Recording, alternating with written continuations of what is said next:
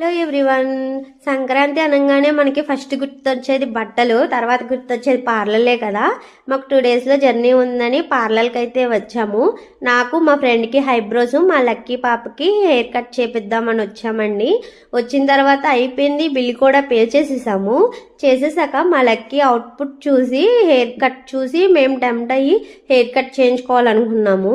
యాక్చువల్గా నేను మా ఫ్రెండ్ బయటకు వచ్చామంటే ఏదైనా అనవసరంగా డబ్బులు ఖర్చు పెట్టి ఫస్ట్ అయ్యో తర్వాత అనవసరంగా ఖర్చు పెట్టామే అని బాధపడతాము.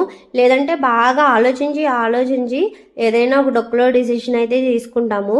అంతా అయిపోయాక అలా చేయకుండా ఉంటే బాగుండేది, నెక్స్ట్ టైం అస్సలు అలా చేయొద్దు అని ఇద్దరం అనుకుంటాము. మళ్ళీ మాకు సిగ్గుండదు, మళ్ళీ అదే రిపీట్ అవుతూ ఉంటుంది. ఇంతకీ ఏమైందంటే లాస్ట్ టైము మేము హెయిర్ కట్ చేయించుకున్నప్పుడు ఇంకెప్పుడు హెయిర్ కట్ చేయించుకోకూడదు, హెయిర్ అంతా లాస్ అయిపోతుంది, కట్ చేసేస్తున్నారు అనుకుని మళ్ళీ పార్లర్కి వెళ్ళి మళ్ళీ హెయిర్ కట్ చేయించుకున్నాము. హెయిర్ కట్ లెంత్ తీయొద్దు, జస్ట్ షేప్ చేయమని అంటే సగానికి లేపేశాడండి నా జుట్టు. 2 డేస్ నుంచి అసలు నిద్ర లేదు, ఏం చేసినా జుట్టు మీదకే వెళ్ళిపోతుంది. సర్లేండి, నా ఫైనల్ లుక్ ఎలా ఉందో చూసేయండి. హెయిర్ కట్ చేయకముందు బాగుందా నా హెయిర్ కట్ చేయించుకున్నాక బాగుందో కూడా కామెంట్ చేసేయండి.